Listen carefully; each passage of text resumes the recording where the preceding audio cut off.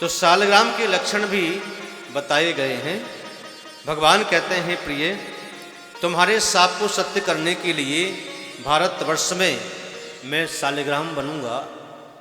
तो भगवान सालग्राम बने, गंडकी नदी के तीर निवास मैं करूंगा, आप वहीं मुझे मिलना।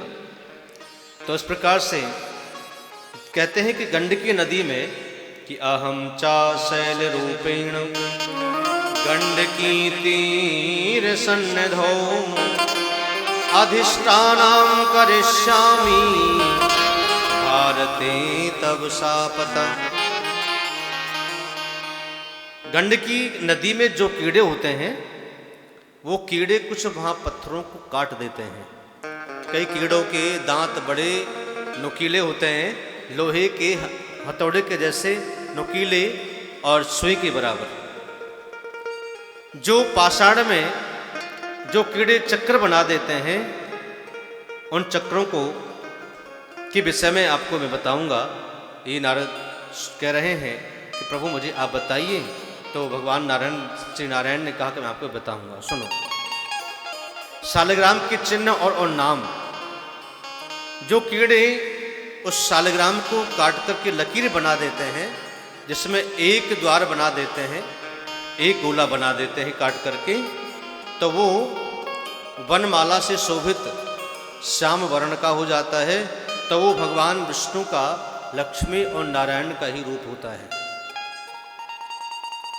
और एक वाला जो चार चक्र से युक्त होता है, जिसमें चार चिन्ह हो जाते हैं, और वो श्याम वर्ण का, वो लक्ष्मी और विष्णु ही माने जाते हैं।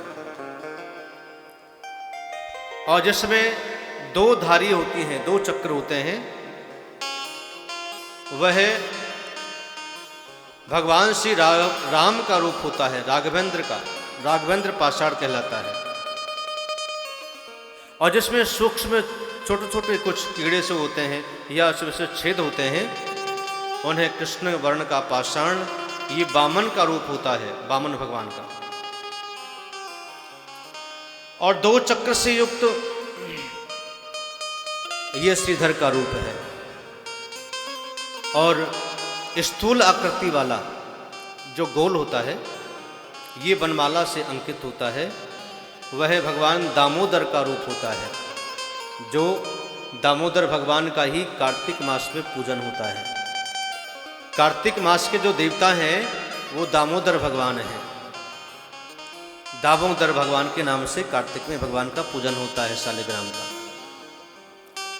ये 14 चक्रों से सुशोभित और नवीन मेघ के समान स्थूल पाषाण अनंत कहते हैं इसको, जिसके पूजन से धर्म, अर्थ और काम और मोक्ष की प्राप्ति होती है। तो एक सालग्राम होता है मधुसूदन के नाम से, मधुसूदन सालग्राम। दो चक्र युक्त और गाय के खुर के चिन्ह के जैसा होता है। जैसे गाय का खुर होता है गोल, वैसे आगे से थोड़ा खुला होता है। उसी प्रकार से ये गौखुर का चिन्ह जो होता है, वो नवीन मेघ के समान मध्यम श्रेणी की पाषाण को इससे मधुसूदन कहते हैं। और होता है गदाधर सालग्राम। ये गदाधर का रूप होता है। एक सालग्राम होता है हयग्रीव के नाम से। इसकी मुखाकृति अश्व के जैसी होती है। और एक होता है नरसिंह भगवान का सालग्राम, नरसिंह के जैसा रूप।